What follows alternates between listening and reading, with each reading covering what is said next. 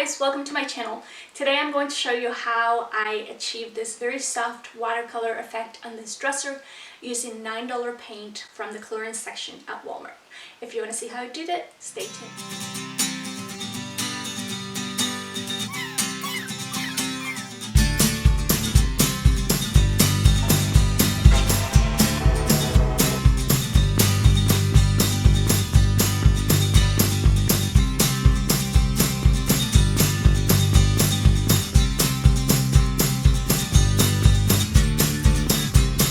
First off, let me show you where we're going to start with this piece. So I had painted this a long time ago, and at the time I needed something more neutral at the shop. I had just opened the shop, and I had a lot of colorful pieces, so I felt that I needed something a little bit more neutral. But I don't know, it sat in the shop for a while until I recently decided that I was just going to repaint it and do something that really spoke to me.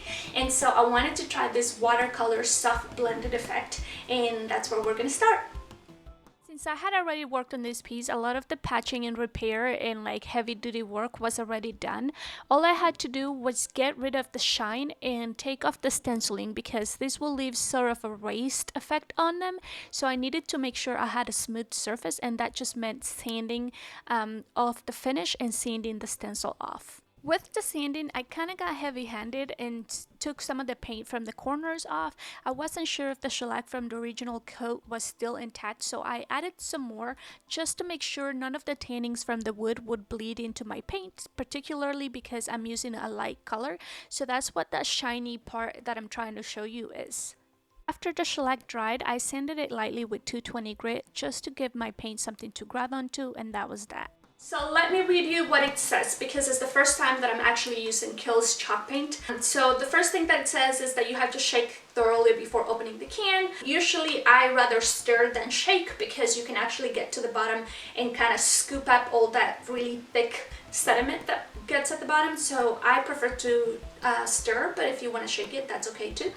The next thing is 1 hour dry time and 2 hour to recoat time. That is very typical of chalk paint. And then it says this covers up to 100 square feet. Clean up with soap and water, which is usually the case with water-based paint. Biggie. Okay, so pretty standard stuff with chalk paint. It says that you need to clean your surface to make sure that it's free of loose or peeling paint, mold, mildew, stains, rust, and all other dirt and debris. And then that we recommend lightly sanding glossy surfaces and repairing any imperfections.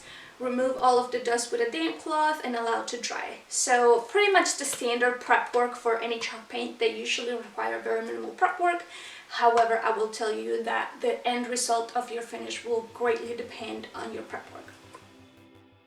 So I'm just going to go in with this Dixie Belle brush. If you have seen my previous video, I did a little bit of a comparison between a natural bristle brush and a synthetic brush and how to minimize your brush strokes. I will link it here for you guys to watch.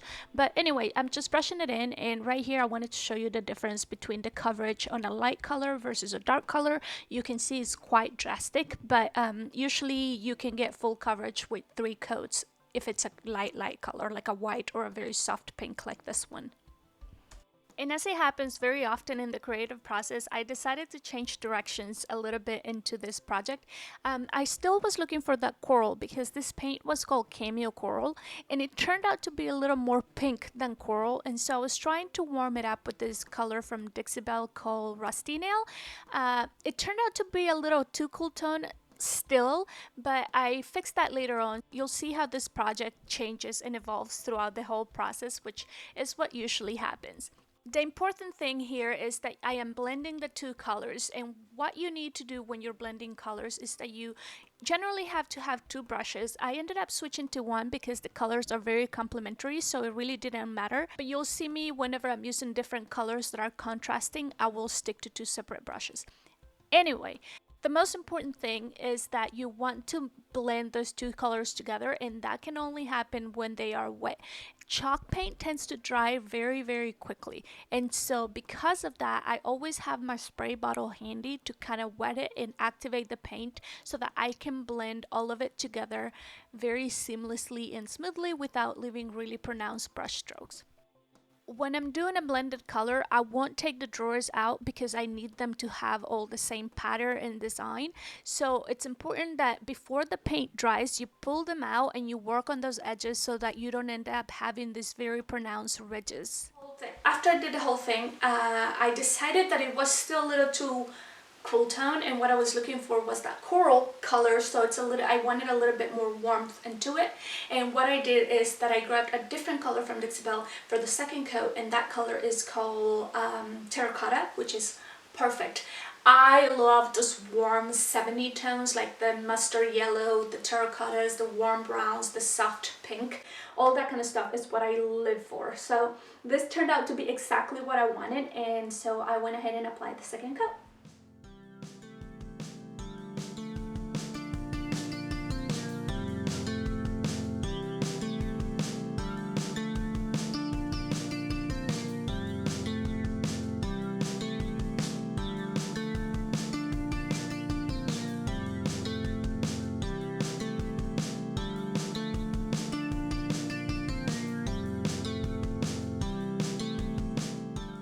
Before I move on to the top coat, I'm going to sand all the edges on all of my drawers. It's really important that you do this step so that your drawers don't stick. If too much paint accumulates on these spaces, your drawers are going to have a hard time gliding open. So that's why I sanded all of the edges with 220 sandpaper, and then I'm going to move on to the next step.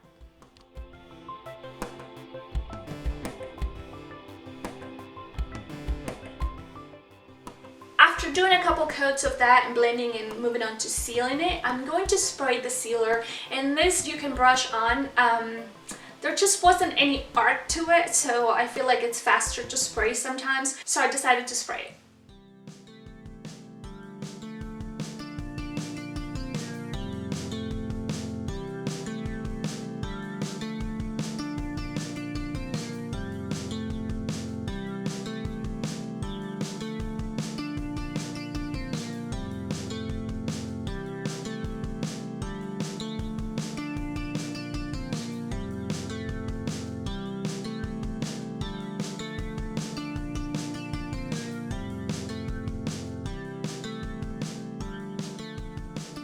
I'm gonna move on to cleaning off my handles, and these are actually the handles that came with the piece, so they are the original handles and they are solid brass. So I decided that I was going to clean it, and there's a lot of mixed opinions about this. Some people really like the patina and the age and the history behind them, and I do too. I just think there's a time and a place, and this piece in particular I think needed a little bit of that shine instead of that age, and that's what I went for. I'm using this product called Brasso, and I am sitting outside on our front porch because, you know, social distancing, and I wanted to be outside.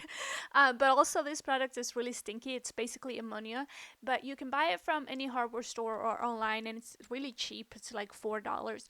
So you put it on a cloth and you apply it onto the piece that you're trying to clean, and then you kind of rub off the dirt with a soft cloth, and that's what I'm doing here. It works fairly quickly, and if it works fairly well. However, if it gets into your crevices of your hardware, it's kind of hard to get it out, and it dries and it leaves a little bit of a residue. So after I did that, I decided to do something else that I should have done to begin with. I completely forgot to record the video, but I recorded it on my Instagram, so I'm going to insert the clip here so that you guys can see it. I really should have done this from the beginning instead of using that Brasso. I don't know why I started with that, but anyway, I am boiling it in vinegar because look at how beautiful they turned out. You boil it in vinegar and then you use some steel wool to kind of brush it off, and you can see how they're turning pink. That is because brass has some copper in it, and so, but that will come off once you brush it with the steel wool, which is what I have in here. But look how beautiful they look now. It's kind of dark inside my house as usual. Oh my god, the handles turned out so pretty. So I'm going to go ahead and try and put them on, and you can see me here struggling because I was trying to decide if I should put the back plate into it or just the handles. It ended up being that there was a little bit of a gap between the handle and it wouldn't go in anymore, so I feel like that was the reason why the plates were there, the back plates were there. So I decided to put them back on, and it looked really pretty. After that, I brought the dresser inside and I was ready to let it cure. And you guys are not going to believe what happened. Let me show you. Good morning, you guys. Today I woke up super mad at Biggie because last night he jumped onto the counter and knocked over a cookie sheet that made a lot of noise when it landed on the ground. And because it made such a loud noise, he scared himself and took off running in panic. And when he did that, he scratched the top of my dresser, which I was just ready to take the final pictures and post it. But now I have to sand off the top and take everything off and repaint it and wait for it to dry and reseal it, all because of this silly kitty. So when you look at the top, you really can't tell. It's not that much, but if you get close, you can see right here that he completely took off the paint. And then you can follow this scratch right here that goes all the way over here.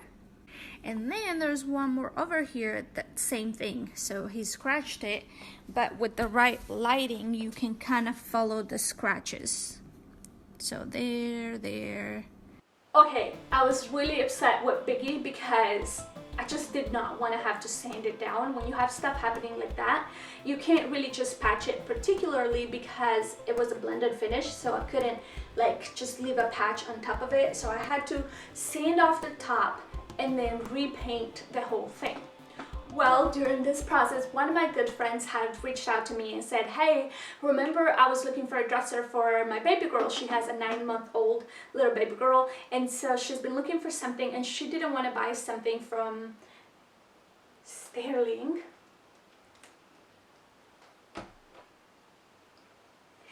And she didn't want to buy something from IKEA or have something that wasn't built really well that could potentially tip over.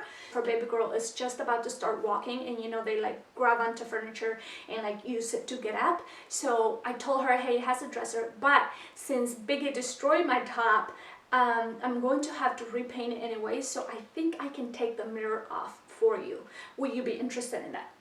And as soon as I said that, she said yes. So that's what I did. So I took off the mirror. It was just screwed from the back, and then I realized that there were a little bit of indentations on the back that I was going to have to patch. So we went ahead and cut little pieces of wood. It's actually the same pieces from the mirror that fit in there perfectly, and then we nailed them in so that they would stay in place, and we also glued them. In a lot of cases, glue is stronger than nails, so we did both. And then to not see the seams in the back, we patched it with Bondo, like you guys have seen me do a lot of times. So I'm going to skip right through that, and then I'm just going to go ahead and show you guys how it turned out.